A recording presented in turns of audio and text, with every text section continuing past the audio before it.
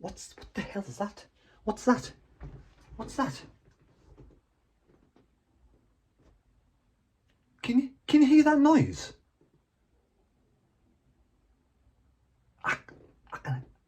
If you're the tallest, the smallest, if you beat them all, if you're the fattest, the thinnest, and you really win it, you're the fastest, the slowest, and you really go, then you're a record breaker.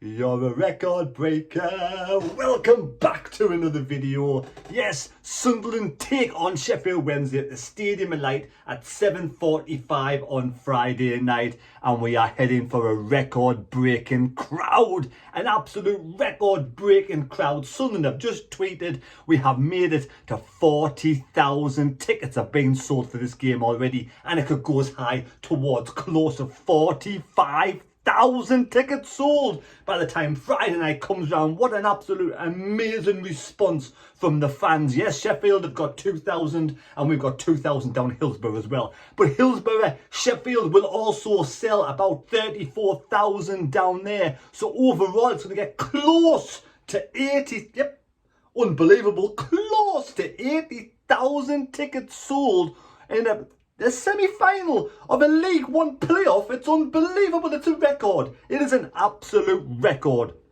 Before this weekend's fixtures in 2009, it was Leeds versus Millwall.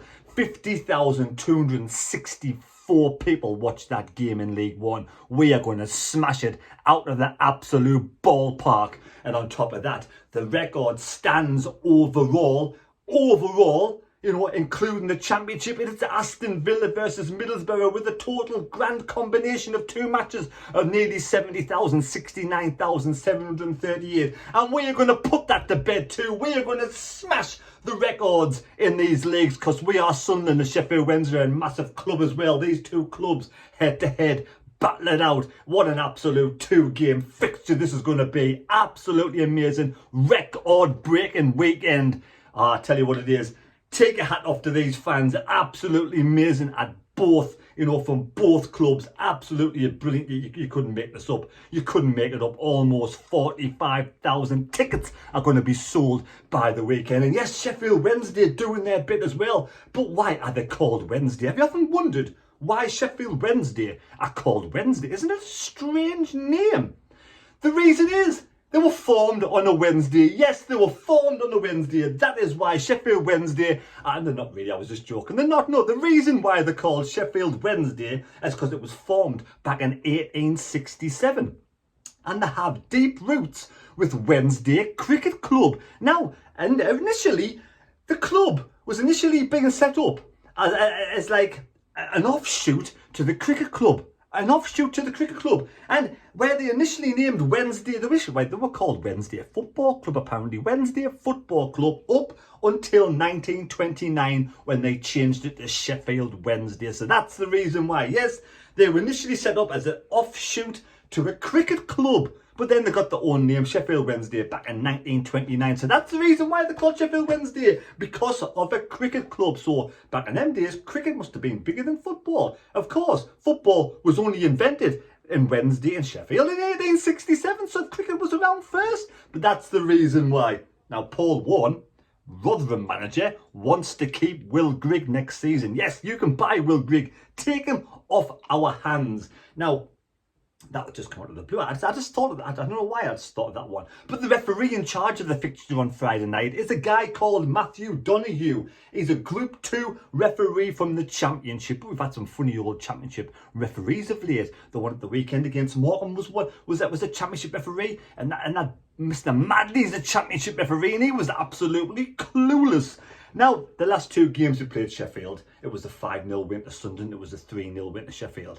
I cannot see at all it going anywhere like that. It's going to be a really close game. Two good clubs going head to head, really wanting to do well. Sunderland's lost Broadhead, but have Sheffield Wednesday lost Barry Bannon. Barry Bannon is the captain, is their player of the season with 12 assists. You know, 45 appearances. He's only missed one game all season, Barry Bannon. What an absolute star this 32-year-old player is. One game missed all season, 9 goals. He's leading the way in assists, passes, key passes, dribbles. This bloke can do everything. But he's been there for 283 games and scored a total of 21 goals. This Scottish international player is going to be massive. Massive. And you know what it is? Doesn't he look a bit like Pritchard? Don't you think him and Pritchard, when you see him from a distance, similar size, similar ilk? I think it's the same person I'm thinking about, but I think he looks a bit like Pritchard, because we've got Pritchard on our side, who is, you know, is coming to his own now at the right stage of the season. Had a few injuries, coming back to his own now, so hopefully, you know, he'll be a big player on Friday as well. But if Barry Bannon misses the game on Friday night, that could be a massive disaster for Sheffield Wednesday. But I've got a feeling that I've been looking around in a few forums. I think it's going to be there. It was a dead leg now. Can he get back? And I think he will. I think Barry Bannon will probably start on Friday night. Unfortunately, I don't like to see anybody get injured, so I do hope he's perfectly fine. And we want to see the best team win. Now, Corey Evans. Corey Evans has never played in a playoff before. Never played in a playoff, let alone go to Wembley, because this will be the first time Corey Evans has ever played at Wembley. But we've got to get past the semi-finals first. And he said before, Corey Evans has been, you know, another player that started off this season. You know, you know what it is?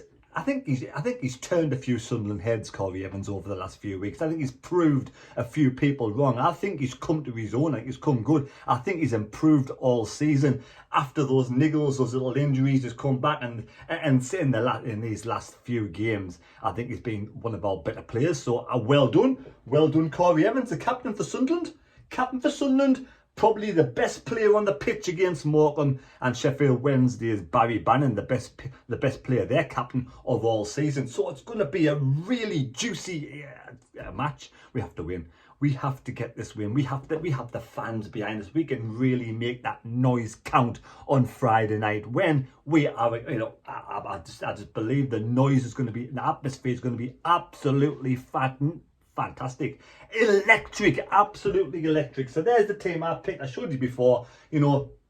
And who do you think is going to be the most key player on Friday night for both clubs? Who do you think? Sheffield Wednesday's fan? Is it Barry Bannon? Let me know if you got more information than me. Is he definitely starting? Is he the key player? Is it going to be Sadio or Berahino? Is he going to be the guy who's going to put Sunderland to the sword? But hopefully not. Hopefully we can keep them quiet, because it has happened. Lincoln beat Sheffield Wednesday 3-1. Bannon started in that game. You know, Sadio Berahino was in that game as well. That was the game. They played the 3-5-2 system. So if Lincoln can do it, surely Sunderland can. And I'm going to go for a 2-0.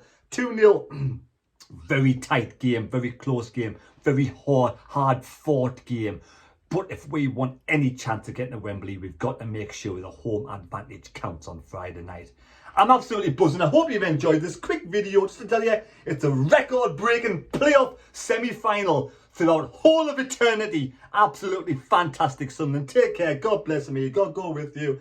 And please subscribe to the channel. Please subscribe. Very much appreciated. Thank you very much. See you later.